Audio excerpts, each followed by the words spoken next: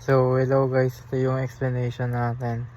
So, dito sa una, hashtag include iStream.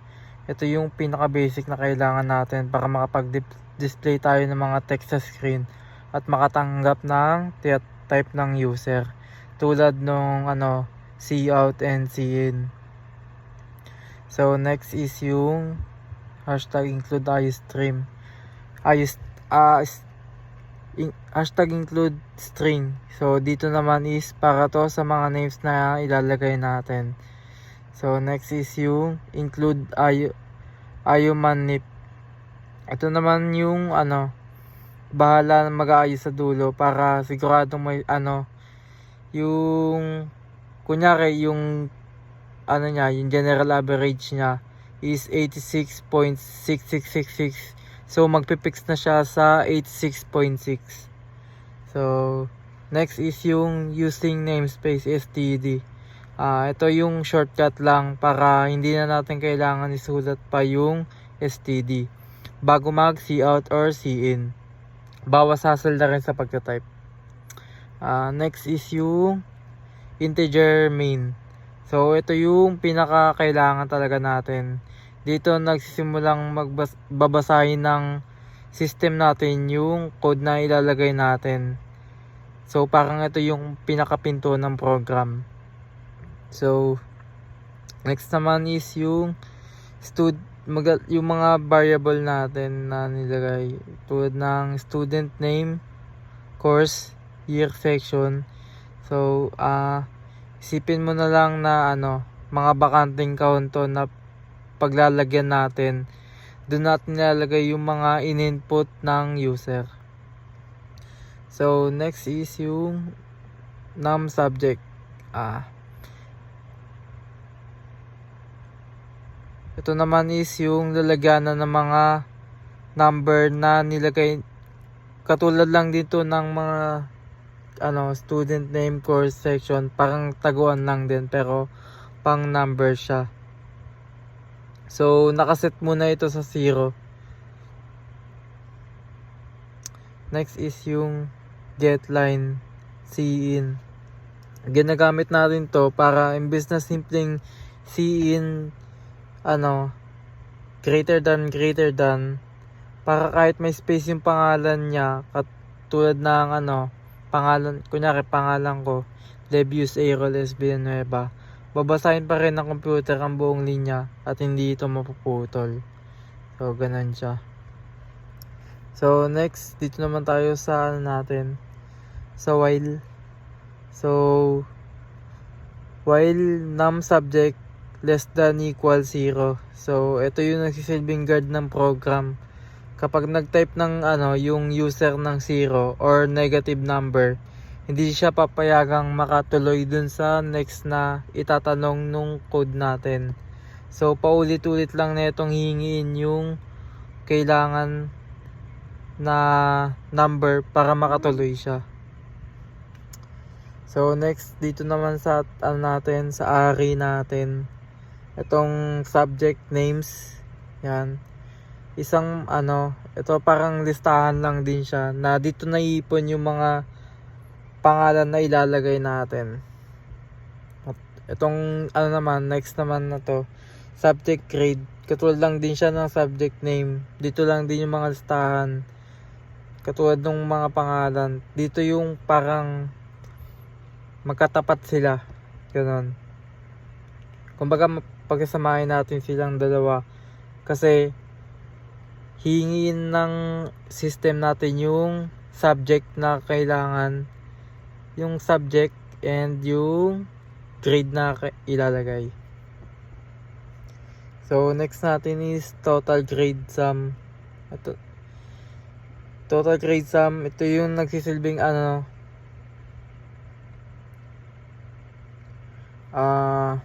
parang alkansya lang din natin to. Dito natin ilalagay yung mga grado na nilagay nung user. Tapos ito-total natin siya mamaya, ganon. So, next naman is yung for loop. Dito na nilista yung mga grado. Kunyari itong for integer, iteration equals 0, semicolon, tapos iteration ulit, less than num subject, ayan, sabay ay plus plus. Ginagamit natin ito para sa for loop, kasi alam natin na agad kung ilang beses hinihingi ng input ang computer based sa nilagay sa num subject. So next is yung cin ignore. Sobrang importante nito para linisin yung naiwang enter sa memory. Yung mga naiwan na ganon, kung wala to, may skip na mangyayari at magkakagulo yung mga kasunod na tanong. So next naman is yung total grade sum plus equals subject grade. So habang titype ng user yung grado nila, automatic na idinadagdag at nilalagay nung code natin yun dun sa sinasabi kong alkansya natin. Sa dito, saan nga yun?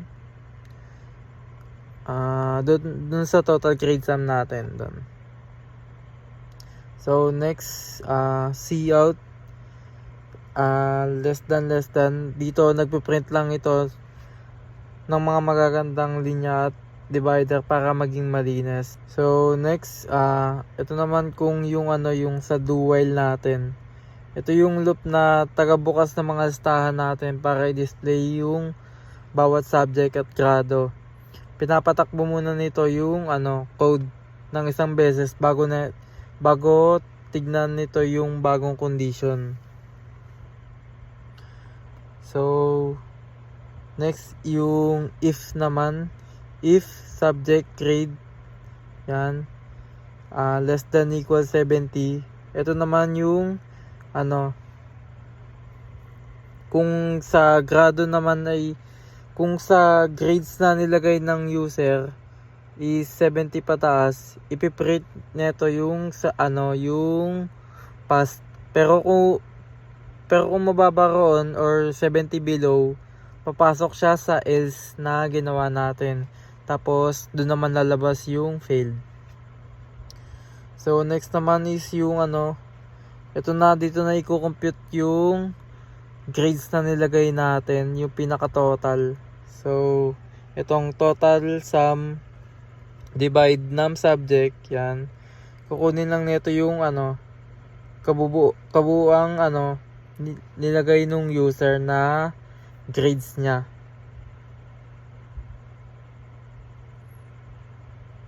So next naman is yung ito yung sinasabi ko kanina, yung yung include Ironman yon ICP. Dito yung sinasabing fix na yung ilalagay na decimal. Kunyari yung 86.6666 magiging 86.6 lang siya para malinis lang tignan. So ito yung pinakadulo naman is yung return 0. Ito yung parang senyales siya na tapos na yung code natin, na parang nilalagay siya para matapos na yung code natin, tapos parang wala na siyang maging problema. So dito naman po sa simulation natin, dito initialize muna natin yung mga kailangang variable ng computer natin bago mag-start. So dito na nakasave yung mga memory ng yung kunyari yung profile na yung user na nag-input. So alam na rin ng system natin na may 5 subject siyang pinasok. At dito na mag-start yung natin, yung code natin. So sa muna sa una, yung total grade sum is yung nakaset muna sa 00, ganun. So dito naman sa block 1 natin pati block 2, dito yung kunyari etong sa block 1 na to, ito yung part na kung saan itinago ng computer yung mga nilagay ni user. dun sa keyboard. So katulad nung pangalan niya, yung course, yung subject, and yung year and section. Yan. So dito naman sa block 3, dito na yung, dahil alam na ng computer natin na 5 subject yung ipaprocess niya, so maglalagay siya ng 5 bakanteng array slot. Yon, dito dun sa 5 slot na yon, may dun na nakalagay yung mga subject name. Tapos dun, ito yung sinasabi ko rin kanina, yung yung magkatapat sila, yung subject name and subject grade. So next naman is yung sa block 4 natin. So dito isa-isa nang itatanong ng for loop natin yung mga pangalan, tapos yung grade ng 5 subject. So ang maganda rito, habang nilalagay yung yung mga grade nila, automatic na dinadagdag ng computer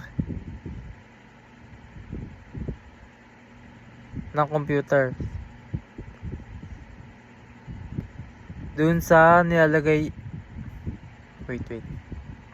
yung yung automatic na dinadagdag ng computer natin, yung system natin, dun sa nilagay nating total grade sum na variable. Ganun. Yung parang nating alkansya natin kanina. Ganun. So dito sa block 4, kinuha nung English is so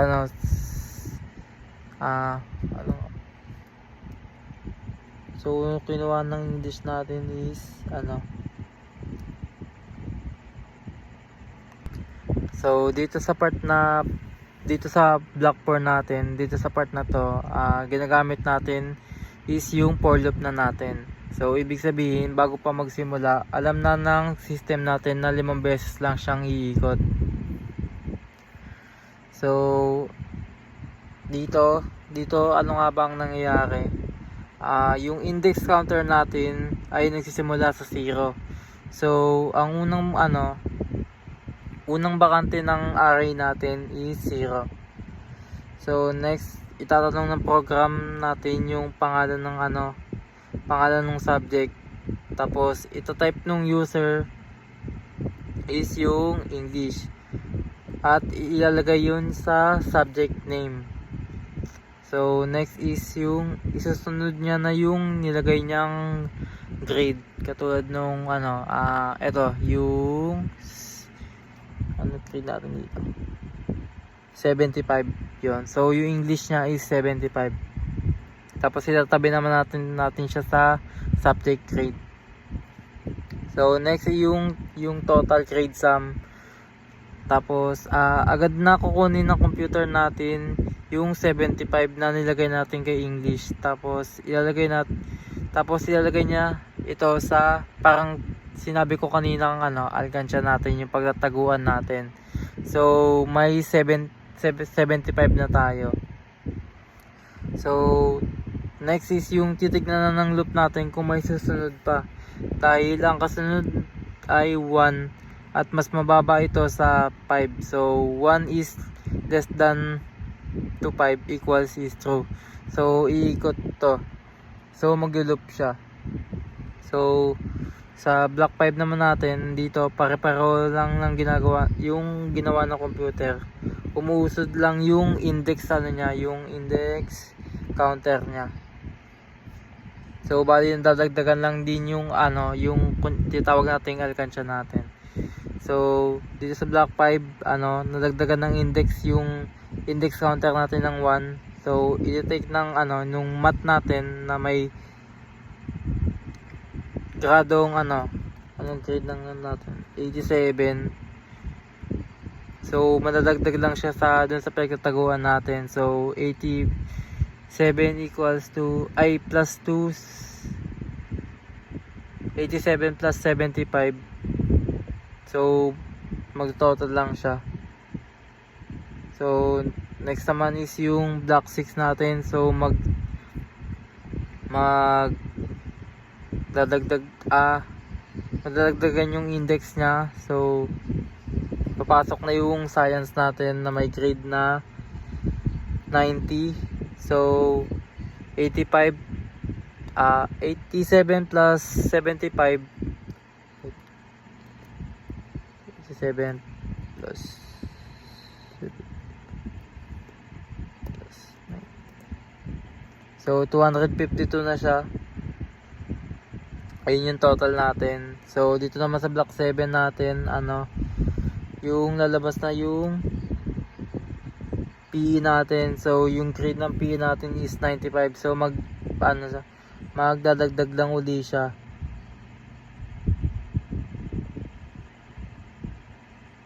So yung total na is 347 na dun sa pinagtataguan natin. So dito naman sa block 8, ganun lang uli, pole to ulit lang. So tumaas yung index niya ng 4. So kukunin uli ng system natin yung grade ng Pilipino natin, which is yung 83. So mag-add lang uli siya, magiging 430 na siya. Yan.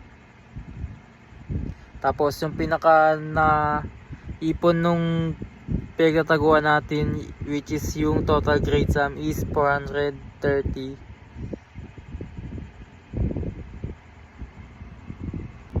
So dito naman tayo sa next is yung dito pagkatapos nung natin, yung PE natin, tatanungin na system natin kung mas mataas, may mas mababa pa ba sa 5. So magpo-pulse na siya. Tapos hihinto na dito yung loop. Tapos next, kompleto natin yung yung mga listahan natin. Tapos may laman na rin yung pinaglalagyan natin. So papasok naman tayo dito sa while loop or do while loop. Ang gagawin naman natin dito ay is yung iisahin natin, bubuksan yung mga slot para i-print yung mga nilagay nila. Tapos kung dun din lalabas yung pass or fail na nilagay natin. So dito naman sa block 9 natin, so dito naman yung kunyari itong English natin, nakita niya yung grade ng English natin is 75. So tatanungin nung program natin kung yung English ba natin is mas mataas or katumbas ng 70. So dahil true or mas mataas yung English ng subject natin, so magpiprint yung nilagay nating pass. So madadagdagan ng isa yung index counter natin, kaya magiging 1 na ito. Kasi dahil kanina naging 0 uli siya. So 1 equals less than 5 equals to true. So tutuloy yung loop natin. So hanggang maging paulit-ulit lang siya. So dito naman, ito yung sinasabi ko sa block 10, nadagdagan na yung index counter niya uli. Naging 1 na uli. So yung mat natin naging yung mat natin 87. So mas mataas yung 87 sa 70. So mag-true ulit ito, sabay lalabas yung pass sa screen natin. Sabay dito naman sa block 11, nag-increase yung index natin, index counter ng isa uli. So bali naging 2 na siya. So science natin is yung 90 natin na science is mas mataas pa rin kay 70. So magtutrue pa rin siya kasi na meet niya yung condition. So magpiprint na siya ng pass.